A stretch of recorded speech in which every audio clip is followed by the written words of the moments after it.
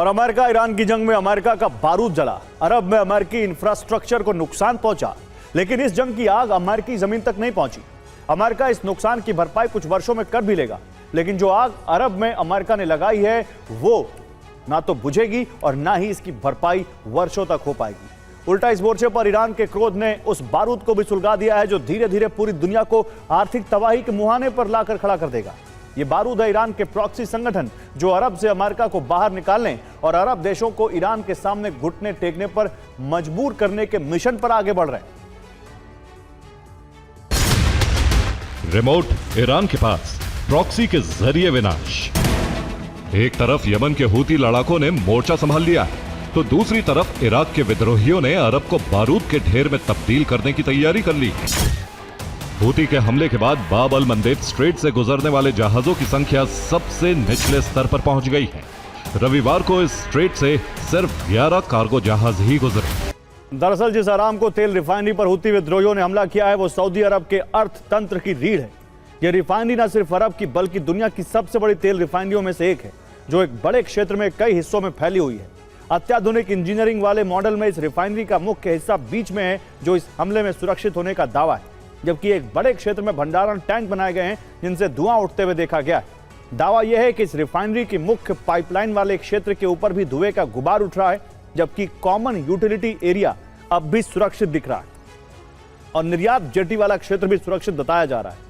लेकिन दावा है कि इस हमले में तेल उत्पादन पर थोड़ा असर पड़ा है। जो क्षेत्र क्षतिग्रस्त हुए हैं वहां मरम्मत करना अभी जोखिम भरा है, जिससे पता चलता है कि ऑयल प्रोसेसिंग अब लंबे समय तक रुक सकती है। इसी व्यू रचना के तहत ईरान ने हॉर्मुज को डेथ कॉरिडोर बना दिया। हॉर्मुज की आउटबाउंड लाइन पर समुद्री माइंस बिछाई और अब विभाजन रेखा से इनबाउंड लाइन तक अंडर वाटर माइन का विस्तार कर दिया। ईरान के डर का अनुमान केपलर डेटा से लगाया जा सकता है, जिसके अनुसार सप्ताहांत में हॉर्मुज से 10 से भी कम जहाज गुजरे हैं। तो दुनिया के लिए संकट बने ईरान के चक्रव्यूह का पहला मुहाना हॉर्मुज में खुलता है, जहां आउटबाउंड लेन और विभाजन क्षेत्र के पास IRGC सक्रिय है। खबर है कि ईरान ने यहां जो पहले सी माइंस बिछाई थी उसकी संख्या और ज्यादा बढ़ा दी गई है। यही नहीं, ईरान ने अमेरिका के ब्लॉकेड एरिया वाली इनबाउंड लेन तक अंडर वाटर माइंस फैला दी हैं, जिससे ये लेन अब ब्लॉक हो चुकी है।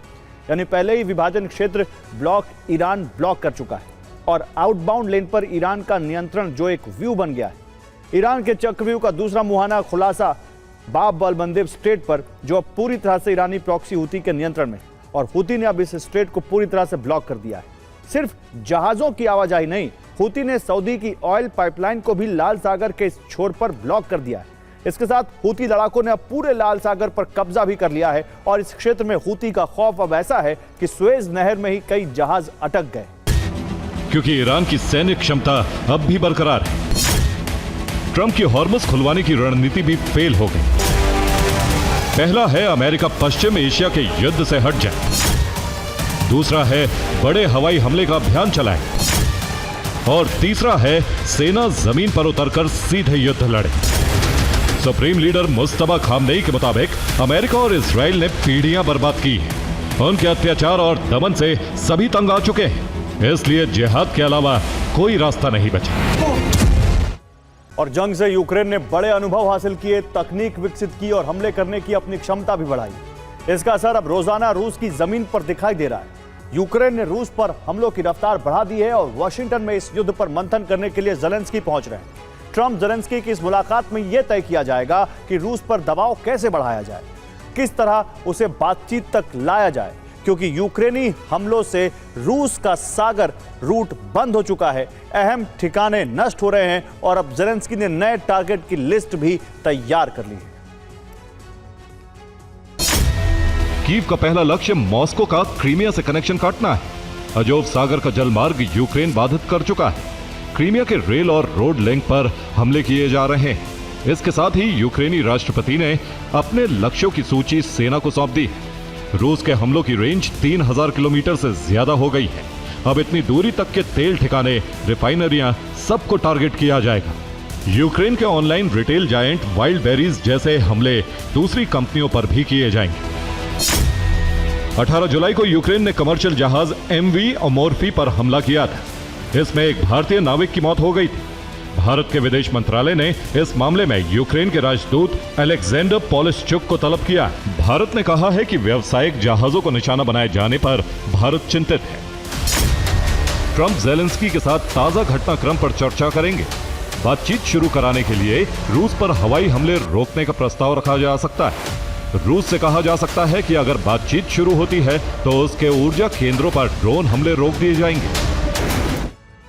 और क्रेमलिन ने नए टारगेट फिक्स कर लिए हैं, जिसके बाद ताबड़तोड़ हमले किए जा रहे हैं। मॉस्को से उठी तबाही की आंधी अब सीधे पश्चिमी ताकतों को टारगेट करने के लिए आगे बढ़ रही है। सवाल उठ रहा है कि आप पुतिन का यह प्रतिशोध यूरोप को तीसरे विश्व युद्ध के मुहाने पर लाकर खड़ा कर चुका है, क्योंकि यूक्रेन के बाद नए टारगेट पर रोमानिया और पूरा नाटो गठबंधन है, जिसमें कई देश आ सकते हैं। और अमेरिका ने ईरान पर हमले रोक दिए। रिपोर्ट्स में दावा है कि ऐसा इसलिए हुआ क्योंकि अमेरिका के पास हथियारों की भारी कमी हो गई है।